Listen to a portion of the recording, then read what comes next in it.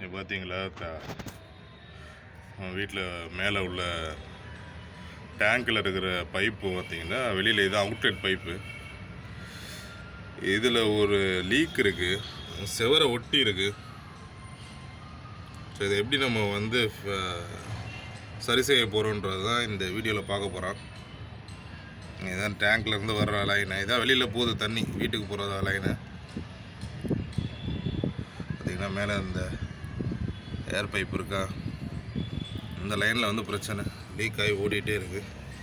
2 நாளாக சரி இன்றைக்கி ரெடி பண்ணிடலாம் இதுன்னு பார்த்துட்ருக்கேன். பார்க்குறேன். இப்போ ஃபஸ்ட்டு அந்த மேலே அந்த கட்டெலாம் நிறையா போட்டு வச்சுருந்தேன், அதெல்லாம் க்ளீன் பண்ணிவிட்டு என்ன பண்ண போகிறோன்றதை நெக்ஸ்ட்டு ஸ்டெப்பில் காட்டுறேன். இப்போ இந்த லீக்கில் பார்த்தீங்கன்னா மெயினாக இந்த ஃபுல்லாத்தையும் மாற்றிடலான்னு பார்த்துட்ருக்குறேன். பார்க்கலாம் இது எப்படி பண்ணுறதுன்றது.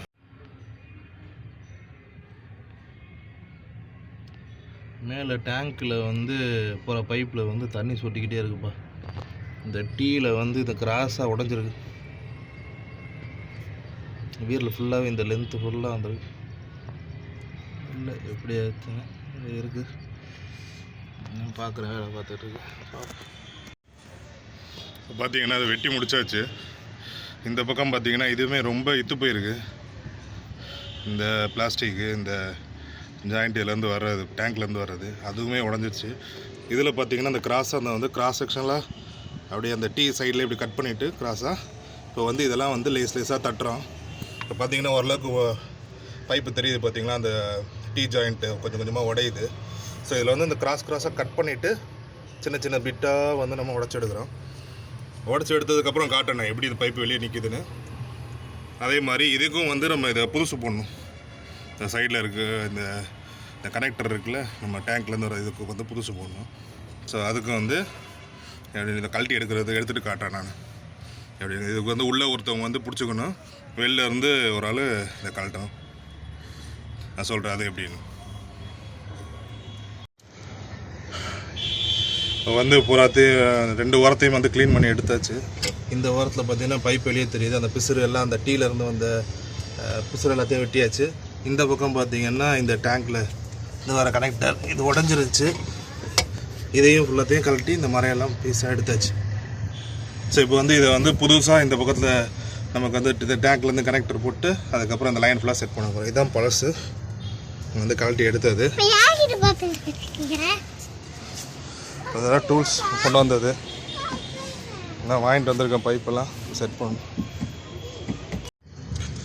ஆமாம், வேலை முடிஞ்சு பண்ணுறப்ப நடுவில் வீடியோ எடுக்கலான்னு பார்த்தேன். ஆனால் முடியலை, நிறையா வேலை இருந்ததுனால அதை வீடியோ கேமராவையும் பிடிச்சிட்டு நடுவில் ஒரு வேலையாக பண்ணுறதுக்கு சிரமமாக இருந்துச்சு. மொத்தமாக முடிச்சுட்டு சரி சொல்லிடலாம் அப்படின்னு தான் போட்டிருக்கேன். இந்த பார்த்திங்கன்னா அது பழைய இது மாடல் எடுத்துகிட்டு புதுசு போட்டிருக்கு. இது வந்து சிபிவிசிலே போட்டோம், நல்லா தாங்குன்னு சொல்லி கடையில் சொன்னாங்க. சரி, அதனால் நார்மல் பிவிசி இல்லாமல் சிபிவிசியில் போட்டு நல்லா டைட் ஏற்றியாச்சு. அதுக்கப்புறம் இது ஒரு ஜாயிண்ட் ஒன்று போட்டு ஒரு சைடு த்ரெட்டு ஒரு சைடில் கப்ளிங் டைப் மாதிரி வச்சு உள்ளே போட்டு அதுக்கப்புறம் இதுவுமே நல்ல குவாலிட்டியான ஒரு WPC வால்வு ஒன்று போட்டாச்சு. அதுக்கப்புறம் பழைய ஏர் பைப்பை யூஸ் பண்ணியாச்சு. அது ஏர் பைப்பு வந்து நல்லா தான் இருந்துச்சு. அதனால் பழைய ஏர் பைப்பை யூஸ் பண்ணி கொடுத்து விட்டாச்சு. ஏர் பைப்பு ஓவர்ஃப்ளோ பைப்பு அதிலே யூஸ் பண்ணியாச்சு. அதுக்கப்புறம் இதில் பார்த்திங்கன்னா ரொம்ப ஓரமாக இருந்துச்சு முதல்ல டீ ஜாயிண்ட்டு. அதுக்காக வந்து இப்போ என்ன பண்ணியாச்சு, ஒரு கப்ளர் போட்டு நடுவில் ஒரு எக்ஸ்ட்ரா பிட்டு ஃபியூச்சரில் வந்து ஒரு வேளை கட் பண்ணிவிட்டு நடுவில் வந்து வேலை பார்க்கணுன்னா இதை ஒட்டி இருந்துச்சுன்னா கட் பண்ணுறது சிரமம். அதே மாதிரி அந்த டீ கடைசியில் போட்டப்போ நம்ம ரொம்ப சிரமப்பட்டு இப்போ கட் பண்ணோம்ல, அதனால் வந்து இது மாதிரி நடுவில் ஒரு ஸ்பேஸ் இருந்துச்சுன்னா இதை கட் பண்ணி நம்ம யூஸ் பண்ணிக்கலாம் ஜாயிண்ட்டுக்கு. அதனால தான் எல்லா இடத்துலையுமே கேஸ் ஏதாவது நம்ம ஃபியூச்சரில் வந்து ஏதாவது பிரச்சனை வருது, வாட்டர் லீக்கேஜ் ப்ராப்ளமோ ஏதோ வருதுன்னா அப்போதைக்கு வந்து எட்ஜ் டு எட்ஜ் ஒட்டி போட்டோம்னா சிரமமாக இருக்கும். அதனால் வந்து இந்த மாதிரி நம்ம ஒரே கனெக்டிவிட்டியாக போடாமல் நடுவில் இந்த மாதிரி கேப் விட்டு போடுறப்ப கட் பண்ணிவிட்டு நம்ம வந்து இந்த இடத்துல ஜாயிண்ட்டோ கப்ளிங்கோ நாளை பின்ன போடுறப்ப யூஸ்ஃபுல்லாக இருக்கும். ஸோ அதுக்காக தான் இந்த மாதிரி பழைய மாடல் இல்லாமல் எல்லாத்தையும் நீட்டாக போட்டு விட்டேன். பழசை பாருங்கள், பழசு எப்படி இருக்குது. இதான் நம்ம பழசு முதல்ல இருந்தது. இதை வந்து இப்போ இந்த மாதிரி இந்த பழசை வந்து இப்போ இந்த மாதிரி ஆக்கிட்டோம். புதுசாக நீட்டாக போட்டு விட்டாச்சு. தெளிவாக ஏதாவது ஃபால்ட்டுகள்ட்டு வந்தாலும் பார்க்குற மாதிரி இந்த மாதிரி பழைய மாடலில் இருந்துச்சு. இரும்பு வால்வுக்கு பதிலாக இப்போ வந்து பிவிசி வால்வே போட்டாச்சு. ஸோ அவ்வளோதான், வேலை முடிஞ்சு. நீ வந்து டேங்கை க்ளீன் பண்ணிவிட்டு வாட்டர் ஏற்ற வேண்டியது தான், ஏற்றிட்டு செக் பண்ண வேண்டியது லீக் ஏதாவது இருக்கான்னு பார்த்துட்டு. நான் ஒட்டினதுக்கப்புறமா எல்லா ஜாயிண்ட்டுகள்லேயும் லைட்டாக சொல்யூஷன் போட்டு விட்ருங்க, பார்த்துக்கலாம். ஒரு தடவை லீக் ஏதாவது வருதான்னு செக் பண்ணிவிட்டு அவ்வளோதான், வேலை முடிஞ்சு. தேங்க்யூ.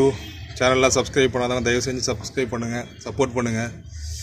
இது மாதிரி நானே முயற்சி பண்ணுறேன். நான் ப்ளம்பர் கிடையாது, இருந்தாலும் நமக்கு தெரிஞ்ச ஒரு நாலேஜை வச்சு, நம்ம பார்த்த நாலேஜை வச்சு அதோட கடைக்காரங்க நமக்கு ஹெல்ப் பண்ணுறாங்க. ஒரு சில இன்ஃபர்மேஷன்ஸ்லாம் கொடுத்து இந்த மாதிரி யூஸ் பண்ணுங்கள் சார், இது காஸ்ட் எஃபெக்டிவாக இருக்கும், இது சிம்பிளாக முடிஞ்சிடும், காம்ப்ளிகேட்டான கனெக்ஷனை வந்து சிம்பிளாக முடிச்சுறதுக்கு என்னென்ன வழின்றது அவங்களும் ஹெல்ப் பண்ணுறாங்க. ஸோ அந்த மாதிரிலாம் எல்லாத்தையும் யூஸ் பண்ணி நம்ம கேதர் பண்ண நாலேஜ் வச்சு நம்ம செய்கிற வேலை தான்.